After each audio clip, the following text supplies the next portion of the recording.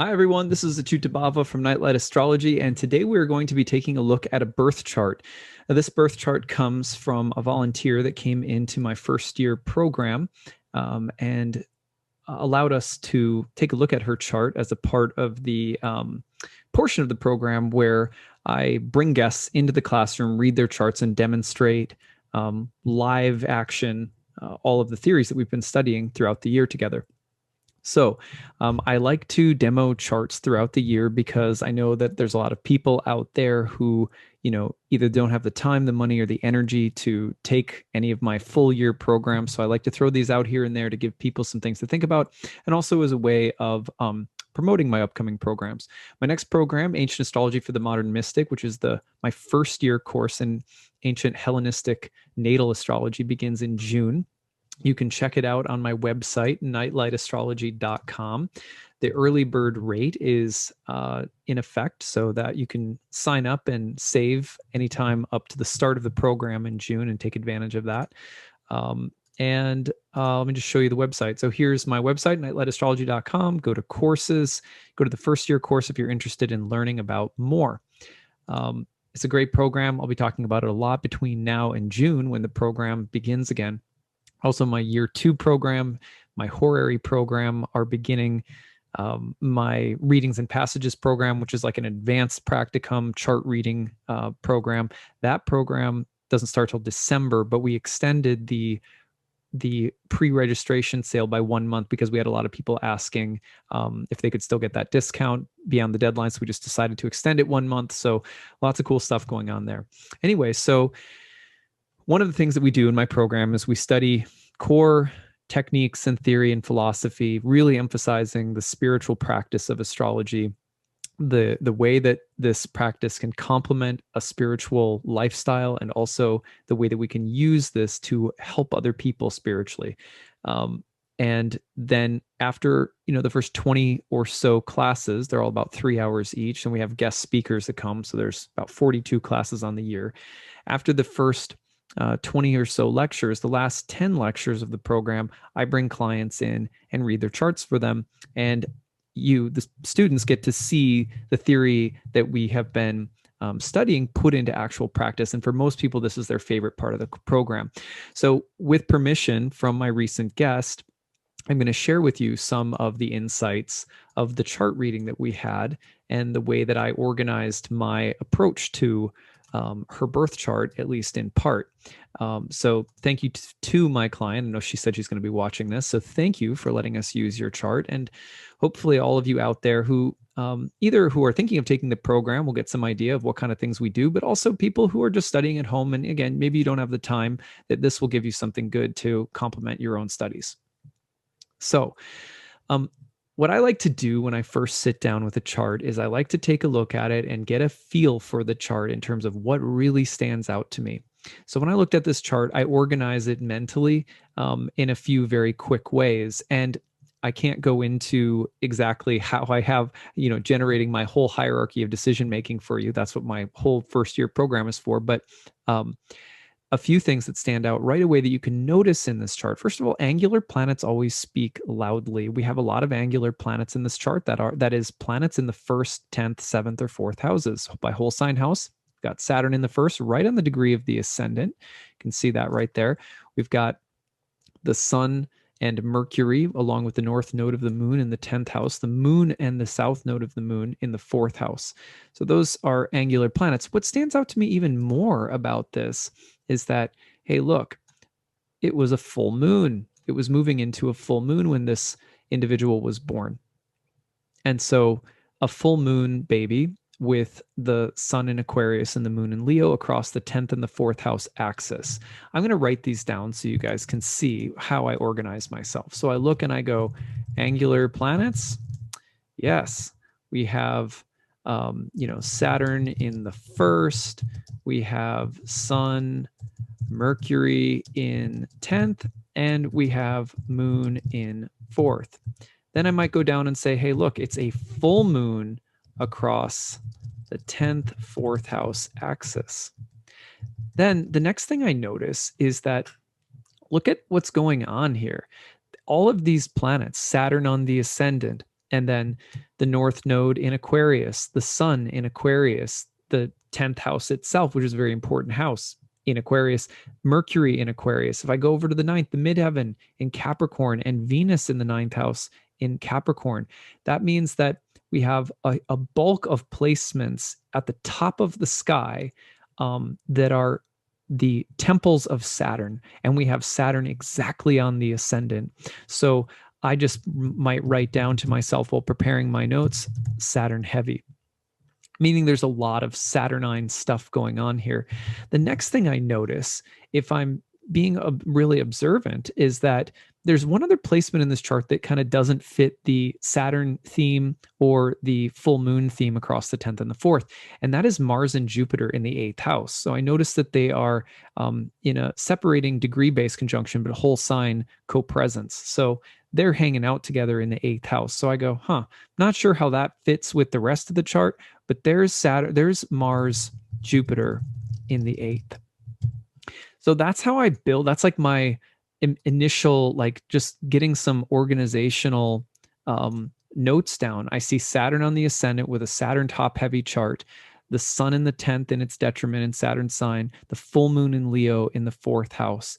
And then I see Jupiter and Mars in the 8th. If I'm looking a little bit closer, I might also notice that Saturn and Venus are in mutual reception. So you're also seeing that Venus is in Saturn's sign of Capricorn, while Saturn is in Venus's sign of Taurus. So Venus and Saturn are in a trine with one another and mutual reception. So there's a very positive Saturn-Venus trine in this chart. Okay, so now what I want to do is, break down my interpretation. So that's all the sort of raw data. Next, when I'm reading a chart, I'm going to go into looking at, how does this translate into real life stuff? Now, as I always tell my students all the time, the goal here is not to shoot for the bullseye. The goal is to try to hit the board. Once you're in on the board with your predictions, they tend to get better and more specific as you go. But you don't want to start off trying to hit the bullseye. You want to start off by trying to hit the board and then move in from there as more information starts to present itself and affirm or maybe negate some of your predictions or some of the elements of your predictions. So, because remember, we're not psychics. I mean, some astrologers maybe have psychic ability, but at least for me, in the way that I teach astrology, we're not trying to see and make some concrete prediction right away. So what I see first, of course, is when you have a full moon across this axis with Saturn heavy at the top of the chart. By that, I mean a couple of planets, the midheaven, Venus, all congregated around the top of the sky in Saturn's sign. Then you also have Saturn on the ascendant. But what do those things mean? It means that a person's work in the world is going to be driven by those Saturnine qualities that are incorporated into the mind and body of the native. Being on the ascendant in the first house, the planet is incorporated and the native will tend to be identified with that planet.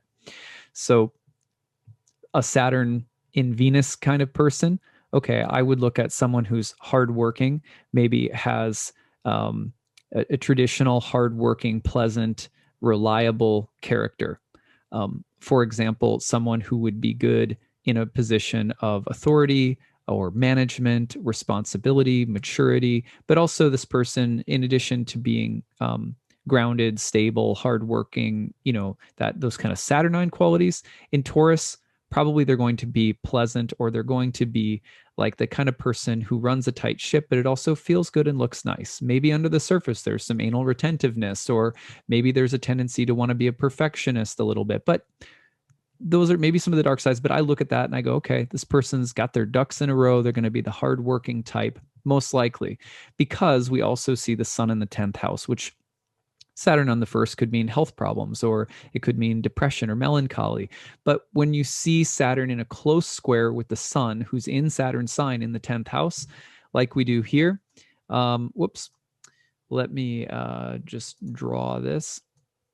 And you see that square between the sun and Saturn, you're probably thinking this is a hardworking type of person, and a person who wants to achieve, become recognized, masterful, have a certain amount of clout, responsibility, power, accomplishment, know-how, reliability that they carry in the world. Now, we don't know what they do yet, but these are the first things that come to my mind. Then when I look at this chart from that standpoint, I go, well, I'm not sure how well that's going to work for this person. Even if they are very good at Saturn stuff and Sun stuff in the 10th and the 1st, that kind of hardworking, responsible achievement drive, I'm not sure that's going to work for them. Why? Because it's also opposing the full moon that was in the process of rising at that time, that, around February 8th of 1971 when this person was born. But it's because the full moon in the 4th house in Leo suggests a totally different sphere of life that is demanding attention.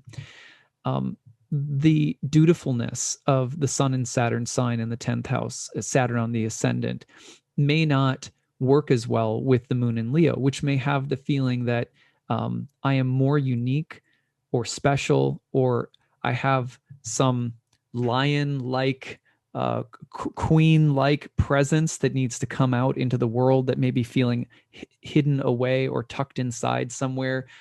In other words, that moon, as the life progresses, is very strong, but in a relatively hidden place. And the hardworking aspects of Saturn on the ascendant and the Sun in the 10th house and Saturn sign could make a person accomplish things, but in a traditional environment that may not fully recognize or appreciate the lion-like qualities of the heart and soul that are a bit tucked away by the moon in the 4th.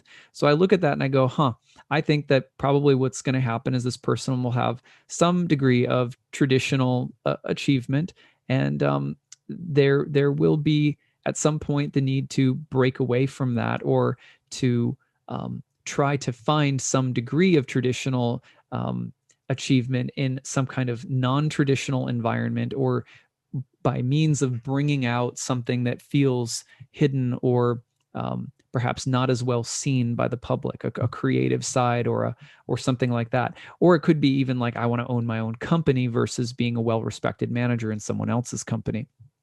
Anything like that, though, would sort of fit the bill of what I immediately get, look at in this chart.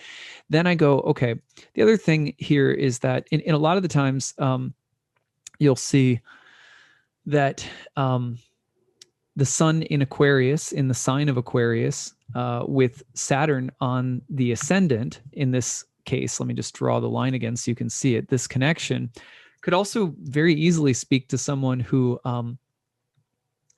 they struggle within themselves, because Saturn not only represents tradition and hardworking traditional values in this case, but it can also represent the feeling of being marked as an outsider. And so in many ways, when you see heavy Saturn stuff in Aquarius in the 10th house, or even Saturn on the ascendant, you're going to see people who sometimes feel like they have to work hard to fit in a traditional environment, maybe because they were brought up, or they grew up feeling different from other people in some very unique ways. And so there can also be this kind of internal battle between, trying to fit in and then recognizing I'm different somehow, and how do I achieve in the world at the level that I want to, while also feeling like I'm being true to some outsider element of my psychology.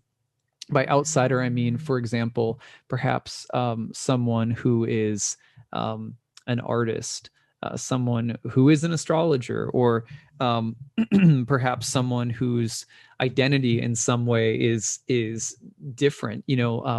Could be a marginalized factor, like race, gender, sexual orientation, something like that. So, but usually there's going to be this sense of promise, confidence that's deep within that needs to come out, dealing with feeling as though you're marked as an outsider. So those are some of the things, and I would expect there to be a shift in this lifetime as the symbolic full moon is rising, where you're going to see some kind of traditionalism initially, and then kind of having to reject it and do something different that feels like you're satisfying the queen moon within, and the pride that goes with that moon. But there's still going to be the need to sort of traditionally succeed. So there could be some tension back and forth. Okay, now if I had to guess what type of things this person does, for me, I look at the ascendant ruler, things going on with the ascendant. The sun in the 10th house is not necessarily outside of saying authority, mastery, rank, success. It doesn't always give the best information as to what the person will do. So you look at other placements in the chart. Look, you've got Venus and Saturn in a mutual reception. So I start thinking about the arts, tradition, and beauty. I start thinking about education and women. I start thinking about, more maybe religious, academic environments, but something that blends that together with Venusian and earthy things and so forth. So I wonder about those as some of the skills that could be a part of her life. I look at Mercury in the 10th house, very strong morning star Mercury in Saturn's sign with Saturn on the ascendant. I think a writer of some kind, or someone who has some kind of mercurial skill set that they use. And so mercurial things, or Saturn, Venus across the ninth and first house kinds of things that they do. Now, at this point when the reading, I was very shocked because I really didn't know how to work in Jupiter and Mars. I was kind of feeling stumped about what they were all about, because Jupiter and Mars in the eighth house is often like, people who work on Wall Street with other people, investing other people's money really aggressively. I mean, you've got the god of war and this Jupiterian potency with it. So it has this really almost like a very charismatic, competitive, very successful, risk-taking, entrepreneurial, but kind of bravado vibe. And it just feels so different from the rest of the chart to me. And then it's in the house of other people's money. So I started going, and I just said to my client when she came in, I was like, there's this other part. I'm not really sure how it fits together with the story I've already told, but there it is. Working with other people's money, perhaps marrying someone who's competitive or really successful in some way, depending on other people's success and wealth at different points in life, or working with other people's money professionally somehow. Maybe that's a part of it, but I was having trouble seeing it all come together. You won't believe the story. This was so cool. So now the big reveal. Let me tell you about this chart. So this is a woman who was brought up in a religious and family environment that was very sort of cut off from the rest of the world. And it was, as she described it, I'm just paraphrasing here, it was difficult for her to figure out how to individuate away from her family and out into the world doing her own thing with her own values. And you can see that, again, as the full moon tension between the 4th and the 10th. I got to go out in the world and do something. I need to separate from my home or family. But in some ways, she also, in order to find some normalcy from some of what she dealt with in the family's kind of cloistered religious environment, she sort of overcompensated and went into traditional traditional government corporate type of work. And and she did very well in that environment. She was very well respected. She achieved a lot. And this is what I thought was so interesting. One of the things that she did was she was a fundraiser who was very good at, getting the support of very wealthy donors essentially for the arts. So I couldn't believe it. I was like, yeah, that fits, because here you have, right, the Venus Saturn combination. So you have this kind of respectability, tradition, the arts, those kinds of qualities. And I was like, they're really strong. Like there's something about that you'll do, that'll be part of what you do for a living. Well, yeah, they worked at the highest level of grant writing in the government for arts programs, fundraising for the arts in the government. So in the 9th house traditionally was a place of the lawmakers, institutions of religion, higher learning. So she's working in that Venus and Capricorn setting where she's working with institutions of higher learning and art education and the government and things like that. And she's a fundraiser for them. How's that for the Mars Jupiter in the 8th house? Grant writer, fundraiser. So she's doing the grant writing with Mercury up at the top. She's doing the fundraising with Jupiter, Mars in the 8th of other people's money. And she's very successful at it. She's working in this traditional fine arts environment, Venus, Saturn mutual reception. And, compensating by going out and doing these things in the world in some ways, because she grew up in a very kind of, I'm using my own words, but from the way she described, just like a really not very normal, sort of religious and family environment. So she was trying to individuate away from that. But in being out in that world, there was also this, as she described it, and as I had predicted, there was a feeling that there was something more essentially her that was missing from within the traditional level of success that she had achieved. So eventually she got really into yoga, and specifically nature yoga. And what I thought was so interesting about that is that you have Venus, Saturn across the 1st and the 9th, again, mutual reception. And this shows, and she's particularly interested in nature yoga with a lot of attention on alignment. Like she's a kind of alignment guru. How's that for Saturn, Venus, mutual reception? I'm an alignment guru of a religious, spiritual tradition that, mostly serves women, and so you got that 9th house, 1st house mutual reception between Venus and Saturn again. Nature yoga, and started a yoga studio of her own. In doing this, also wrote a book. So she started taking that Mercury in the 10th, wrote a book about yoga, started a studio with yoga based around nature, working with women. And she felt she had to do this because there was this feeling of underlying, that she had overcompensated it, as she kind of explained it, to go out into the world and try to have a certain level of traditional success, and then had to kind of pull back from it, let it go, and try to step into like doing her own thing a bit more. And that's that tension between the 10th and the 4th, the Leo and Aquarius axis here too. So at any rate, it was really interesting to see all of this. And I thought you guys would find it interesting as well. So in this, one of the questions that she had was, I feel like I'm at the start of a brand new era in my career. And what do you see on that level?